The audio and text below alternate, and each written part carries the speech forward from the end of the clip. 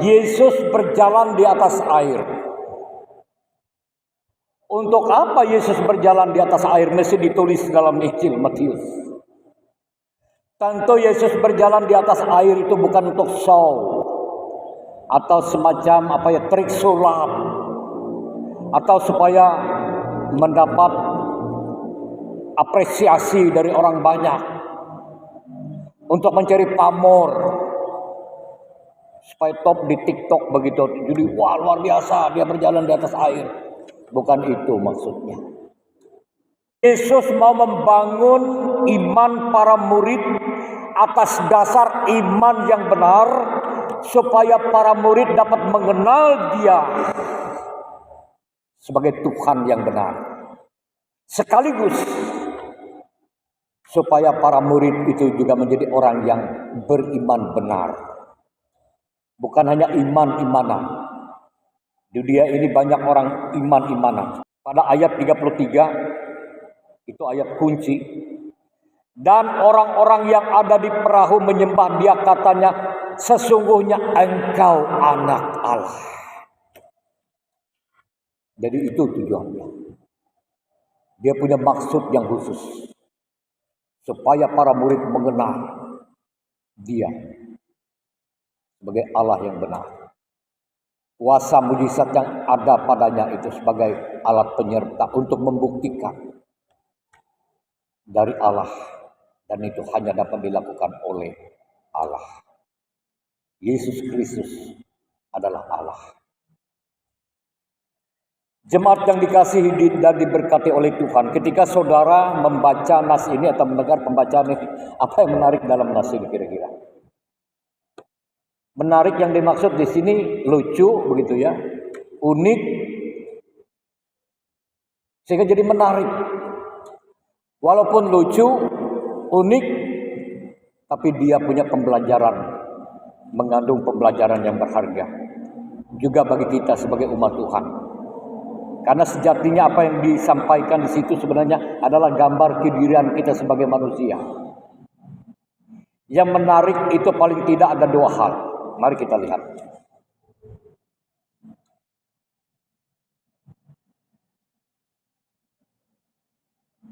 Pada ayat, kita mulai dari ayat yang ke-24. Perahu murid-muridnya sudah beberapa mil jauhnya dari pantai dan diombang-ambingkan gelombang karena angin sakal. Semakin dalam lagi ayat 25. Kira-kira jam 3 malam datanglah Yesus kepada mereka berjalan di atas air. Ayat 26, perhatikan baik-baik, lebih cermat. Ketika murid-muridnya melihat Dia berjalan di atas air, mereka terkejut dan berseru, itu hantu, itu hantu, hantu, hantu. Menarik bukan? Menarik itu. Mereka kan selalu bersama-sama dengan Yesus yang malam. Seharusnya dari jauh pun bila selalu bersama harus lebih kenal dari yang lain. Kan begitu. Kita serumah, dari jauh di antara sekian banyak orang pasti dapat dikenal. Karena sudah terbiasa bersama-sama. Tapi para murid unik, lucu. Mereka melihat hantu. Yesus mereka kira hantu. Bayangkan. Kenapa itu terjadi, saudara? Itu yang penting. Perlu kita ketahui. Hal itu terjadi tentu saja yang pertama karena itu jam 3 malam. Jelas gelap. Jaraknya sangat jauh. Karena sudah berapa mil murid itu sudah di tengah, agak ke tengah sana. Sementara Yesus menyusul belakangan, bila kita serunut dari nas sebelumnya. Jadi agak jauh, malam lagi gelap. Dan tentu saja, karena dari sononya manusia sudah memiliki semacam aura negatif, rasa takut. Lalu aura negatif yang kedua ialah menganggap segala sesuatu yang di luar yang biasa itu mustahil. Mustahil itu. Kalau manusia atau Yesus mereka anggap seperti mereka, kok bisa berjalan di atas air? Kecuali hantu. Jadi yang tidak masuk akal. Artinya kalau tidak masuk akal, beragama itu, Tuhan itu, mujizat itu tidak masuk akal. Jadi harus yang masuk akal. Jadi beriman atau beragama, itu kono itu untuk orang sudah ketinggalan zaman. Kira-kira begitu cara bernalar. Jadi orang semakin pintar itu belum tentu semakin beriman. Justru bisa jadi kebalikannya. Karena otaknya jalan, dia melihat segala sesuatu berdasarkan logika. Yang bukan logika, itu nanti dulu bagaimana mujizat. Kecuali trik sulap. Kan ada trik sulap yang jalan di atas air, itu trik sulap. Tapi Yesus dalam nas ini mencatat, itu beda, itu mujizat. Karena tidak ada trik, tidak mungkin membuat papan atau sepanjang Danau Galilea. Saya lihat Danau Galilea itu luas, itu hampir tidak kelihatan ujungnya. Walaupun itu danau, tapi itu tidak mudah. Berapa biayanya kalau lalu dibikin trik sulap begitu. Apalagi itu 2000 tahun yang lewat, tidak mungkin. Memang berjalan di atas air. Gelap, jauh, mustahil, aura negatif yang serba tidak mungkin, dan aura rasa takut. Rasa takut itu berawal. Itu adalah buah daripada dosa sejak awalnya. Jadi kita ini mewarisi rasa takut, saudara. Jadi ketika Allah bertanya, di mana kamu Adam? Unik juga ya dalam Alkitab, lalu seolah-olah kok Tuhan tidak tahu. Bukan begitu. Hendak menggambarkan kepada kita betapa manusia itu bersembunyi, rasa takut. Tidak mampu bertemu dengan Allah yang mulia karena mereka sudah ada dalam hal yang berbeda. Sudah dikontaminasi oleh dosa. Jadi takut mau bersembunyi dari Allah. Jemaat yang dikasihi dalam Tuhan Yesus Kristus. Lalu yang kedua yang menarik. Kalau yang pertama itu Yesus mereka kira hantu. Hal menarik yang kedua, kenapa Petrus tenggelam? Saya ingin tanya saudara, kenapa Petrus tenggelam? Mungkin ini dianggap pertanyaan konyol. Apakah Petrus tenggelam itu karena angin atau karena gelombang? Atau oleh apa? Siapa yang bisa jawab? Kenapa Petrus tenggelam?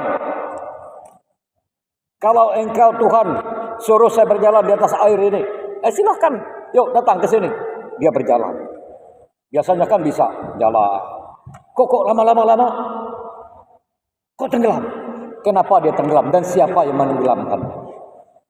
Loh, kalau dibaca itu kan mudah aja, baca aja. Kecuali kan bawa Alkitab atau hanya dengar khotbah tapi tidak teliti. Coba perhatikan nasib. Bisa aja dapat jawaban.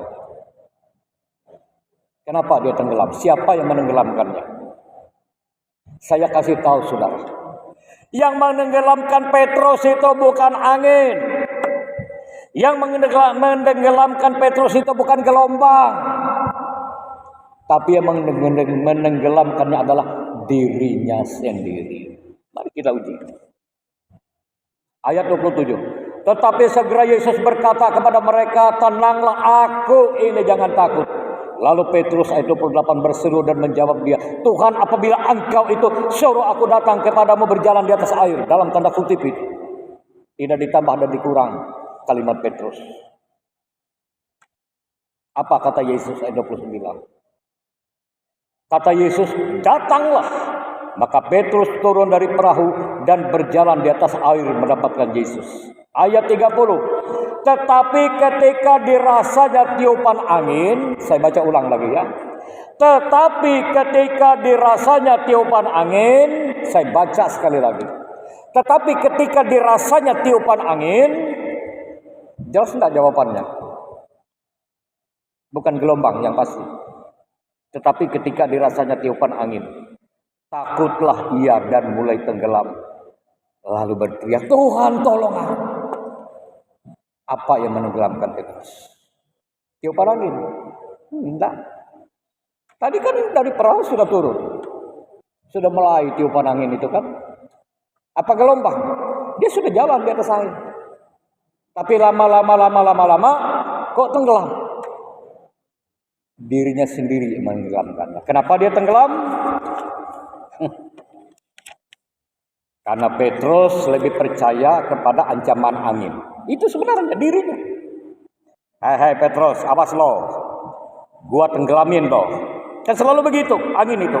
Datang, awas lo. Tenggelam kau. Kan kira-kira begitu ya. Asalnya tidak. Tapi karena itu ibaratkan suara yang tidak bersuara, tapi dalam hati nuraninya selalu mendengarkan bisikan angin yang kencang itu. Lama-kelamaan rasa takutnya semakin besar. Pengharapannya semakin kecil. Itu masalah dalam hidup manusia ini, saudara. Banyak orang berkata, waduh saya ini banyak masalah apa pendeta. Ini begini. Tidak akan pernah selesai masalah. Selalu ada. Sejak Adam dan Hawa jatuh dalam dosa itu semua masalah. Sebenarnya bukan angin ribut gelombang kehidupan ini yang menenggelamkan kita. Tapi diri kita sendiri yang menenggelamkan diri kita. Kenapa? Karena kita lebih percaya kepada ancaman. Apa kata gelombang? Apa kata angin sakal tadi? Daripada kepada Tuhan. Mari turun, datanglah kemari. Jadi Petrus lebih makin lama makin ciut nyalinya. Awas lo. Gua tenggelamin lo. Selalu begitu. Jadi makin jalan dekat Yesus, awas lo. Kan dia takut. Seandainya Petrus tidak takut, seandainya Petrus lebih percaya apa kata Yesus yang di depan sana, mari ke sini. Tapi selalu awas lo, tenggelamin lo. Lama-lama ya tenggelam juga. Memang sebagai manusia kita memiliki rasa takut, sudah. Tapi kalau rasa takut kita lebih besar dari pengharapan kita, hati-hati. Karena apa yang kita takutkan itu lama-kelamaan akan berwujud menjadi kenyataan. Apa yang engkau takutkan, dia akan menjelma menjadi kenyataan. Awas lo, gue tenggelamin lo. Coba bayangkan Petrus. Dia merasa angin itu makin kencang. Awas lo, tenggelam lo. Ya tenggelam juga. Padahal tidak kurang kuasa Yesus. Mujizat Yesus tidak pernah berubah dulu, kini dan selamanya. Tapi yang membuat mujizat itu tenggelam bersama dengan tiadanya pengharapan Petrus oleh angin badai kehidupan ini ialah karena keraguan. Amsal pasal 24 ayat 10 mengatakan atau berbunyi demikian. Jika engkau tawar hati pada masa kesesakan, kecillah kekuatanmu. Jika engkau tawar hati pada masa kesesakan, kecillah kekuatanmu. Mudah mengatakan beriman, saudara. Atau menilai iman orang lain. Padahal iman itu tidak bisa dilihat. Atau kita merasa sebagai orang beriman. Iman itu belumlah menjadi sebuah iman. Bila ia belum diuji dengan api. Apakah ia emas murni atau imitasi. Kita tahu apakah kita orang beriman atau tidak. Ketika kita berhadapan dengan kenyataan. Realita. Angin yang semakin kencang bertiup. Dan gelombang yang menghempas perahu kehidupan kita. Baru kita tahu bisa mengukur berapa besar iman kita. Demikian pun Petrus. Karena yang paling menentukan dalam hidup ini bukan berapa lama para murid bersama dengan Yesus. Tapi apakah imannya dibangun semakin kokoh. Sehingga semakin mengenal Yesus. Dan iman itu menjadi iman yang memang mendasar. Yang lebih kuat daripada angin gelombang. Dan juga angin ribut. Juga dalam kehidupan. Jemaat yang dikasihi dan diberkati oleh Tuhan. Masih masalah iman. Iman itu yang seperti apa? Iman itu ada dua model, Bapak Ibu. Saya beritahu. Iman itu yang pertama ialah iman, ya asal percaya. Semua orang akan tahu kita beriman, ya iman. Saya juga beriman pada Yesus. Semua kita ini beriman pada Yesus. Tapi iman yang bagaimana? Itu pertanyaannya. Iman yang to believe. Saya percaya. Bila belum sampai iman yang to trust. Mempercayakan. Saudara percaya saya orang baik ke depan ini? Saya percaya Pak, percaya. Saya juga percaya penatua diakon yang duduk sebelah kiri itu orang baik. Kalau saudara percaya saya orang baik, mari kita buktikan. Dompet Anda yang penuh itu serahkan ke sini. Surat tanah, rekening bank, kode PIN, apa segala serahkan ke sini. Berani enggak? Nah, di sini persoalan. Bila hanya percaya semua orang, setan pun percaya bahwa Yesus itu anak Allah yang maha tinggi. Percaya setan, jangan kira. Aku tahu engkau anak Allah dari yang maha tinggi, kata setan. Ya kan? Ketika seorang kerasukan lalu Yesus datang, jangan dekat. Saya tidak ingin berperkara, saya tahu engkau adalah anak Allah dari yang maha tinggi. Setan aja tahu, setan aja percaya. Tapi lain persoalan. To trust, mempercayakan. Ini yang perlu kita renung dalam, saudara. Bila kita ingin membangun iman kita menjadi iman yang benar, yang akan tahan terhadap angin gelombang kehidupan ini. Bukan hanya percaya, sebatas percaya, sebatas pengakuan, tapi berdasarkan pengalaman iman secara pribadi dengan Tuhan. Petrus belajar dari kehidupan ini. Karena itu tidak heran bila akhirnya Petrus itu orang yang luar biasa. Imannya tidak akan pernah goyah lagi. Dan dalam sejarah gereja, dalam tradisi gereja mengatakan bahwa Petrus ketika mati sebagai martir itu, dia merasa tidak layak disalibkan sama seperti Yesus. Dia minta kepalanya di bawah. Dia mati disalibkan. Tapi dengan cara yang terbalik. Jadi dia harus dibangun berdasarkan pengalaman iman. Yang dekat kepada Tuhan.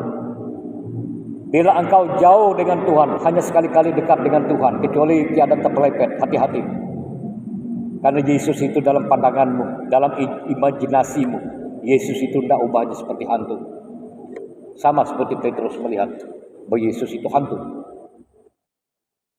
Berbeda dengan para murid selanjutnya selalu dekat dan belajar pada Yesus. Karena juga yang tidak kalah menentukan bukan seberapa lama mereka bersama dengan Yesus. Tetapi bagaimana mereka membangun iman. Mereka semakin kokoh. Bukan berapa banyak kita ibadah. Bukan juga berapa lama kita menjadi orang Kristen. Tapi yang jauh lebih penting. Apakah selama kita menjadi orang Kristen, iman kita bertumbuh? Dia bisa bertumbuh. Bila kita lebih banyak fokus kepada apa kata Tuhan. Bukan dari apa kata angin ribut dan gelombang. Artinya sebab mengkhawatirkan, sebab menakutkan. Tapi kepada ya Tuhan firman-Mu, ya dan amin. Selalu begitu. Sebagaimana Yesus mengajar para murid melewati pengalaman real dalam peristiwa berjalan di atas air. Makna yang terdalam dari nas ini ada dua. Yang pertama, kita harus mengganti aura negatif yang ada dalam pikiran kita, dalam penglihatan kita, dalam hati kita dengan aura yang positif. Supaya kita jelas melihat dan bisa membedakan mana yang Tuhan, mana yang setan. Sebab bila tidak, yang Tuhan bisa jadi setan terlihat atau dalam pikiran, atau yang kebalikannya, setan dikira Tuhan. Menjadi terbalik-balik. Betapa banyak orang di dunia ini tertipu oleh ajaran, begitu, oleh gereja, oleh apapun, karena tidak bisa membedakan. Kita harus bisa membedakan mana suara Tuhan dan mana suara angin ribut atau setan. Bila belum jelas apapun gelarmu, setinggi apapun sekolahnya sampai S10 sekalipun, belum akan membuat akan menjadi baik, menghantarmu mengenal Tuhan yang benar. Karena pengetahuan belum cukup, karena tidak ada sejarahnya yang bisa menulis bagaimana keadaan surga secara real dalam pengetahuan. Karena tidak ada manusia yang sampai ke sana, kecuali oleh iman. Iman tidak perlu bukti. Iman adalah keyakinan yang dinapasi oleh kuasa Tuhan. Itu bedanya. Kalau pengetahuan kan perlu bukti. Petrus juga minta bukti. Kalau benar engkau itu Tuhan, suruh saya berjalan di atas air. Dan saya bisa berjalan di atas air. Dia kan minta bukti. Ya Tuhan dengan masih sayang, masih memberi kesempatan pada Petrus. Ya silakan datang sini. Padahal sebenarnya bisa saja Tuhan mengatakan, masa kamu ini murid saya, kau masih menyaksikan saya sebagai Tuhanmu. Kira-kira begitu kan. Tapi karena Tuhan mau mengajar dia dalam proses kehidupan. Silahkan pengetahuanmu itu. Silahkan pengalamanmu sebagai manusia pendosa. Dan ternyata ya. Manusia yang manusia berdosa. Awas lo, tenggelam lo. Kan lebih besar itu. Awas lo, gua hempas lo. Tenggelam. Padahal Petrus itu lahir dari keluarga nelayan, besar sebagai nelayan. Sebelum mengikut Yesus adalah para ahli nelayan. Tidak ada apa-apanya angin ribut Danau Galilea. Hari-hari itu pekerjaannya. Mestinya kan begitu. Tapi ada angin badai yang tidak pada biasanya. Yang membuat dia harus tiup nyalinya. Jadi, keluarkan aura yang negatif. Masukkan aura yang positif. Aura yang positif ialah pengharapan kita harus lebih besar. Semakin dikurangi aura yang serba negatif, yang serba takut, yang serba merasa gelap, yang serba merasa Tuhan itu jauh. Kalau kita berdoa, bayangkan Tuhan itu dekat. Bila tidak jelas bayangan Tuhan, doamu pun ngawur dan tak kemana alamatnya tidak jelas. Bila engkau belum sanggup membayangkan berapa dekat Tuhan, hanya bayang-bayang yang tidak jelas, maka di sana antara setan dengan yang lain di kegelapan. Doamu pun akan tertelan belum sampai kepada sasaran. Itu yang pertama. Kita harus mengisi hidup kita dengan aura yang positif. Yang kedua, jangan mengandalkan kekuatan sendiri. Petrus itu kan masih mengandalkan kekuatannya sendiri. Hanya sekedar to believe, percaya. Tapi belum sampai mempercayakan. Mempercayakan skala total. Pikiranku ya Tuhan, hatiku, seluruh potensiku. Biar Tuhan yang rancangkan, biar Tuhan yang bekerja. Aku serahkan semua untuk Tuhan. Aku hanya berharap padamu ya Tuhan, seluruhnya. Biar Engkau yang mengatur sesuai dengan rencanamu, bukan sesuai dengan rencana. Bila Anda masih meminta pada Tuhan, tapi dengan catatan Tuhan sesuai dengan rencanamu, Anda sampai kiamat tidak pernah akan bertemu dengan kuasa, mujizat dan berkat Tuhan. Kalau berdoa, berdoalah 100%. Bila mengharap, yakinlah seyakin-yakinnya bahwa Tuhan pasti menolong. Tuhan pasti memberkati. Tuhan pasti memberikan mujizat. Jangan ada pikiran bisikan yang, gue tenggelamin loh, gue gagal loh, gagalin loh, dan seterusnya gitu. Bahasa anak muda begitu ya. Jadi lebih besar itu, tapi lebih besar percaya apa kata Tuhan. Saudara, pada akhirnya yang pertama aura positif, bangun. Yang kedua, kita harus lebih besar pengharapan kita dari apa kata Tuhan, daripada sekedar apa kata angin gelombang. Amin. Amin. Tuhan memberkati kita semua.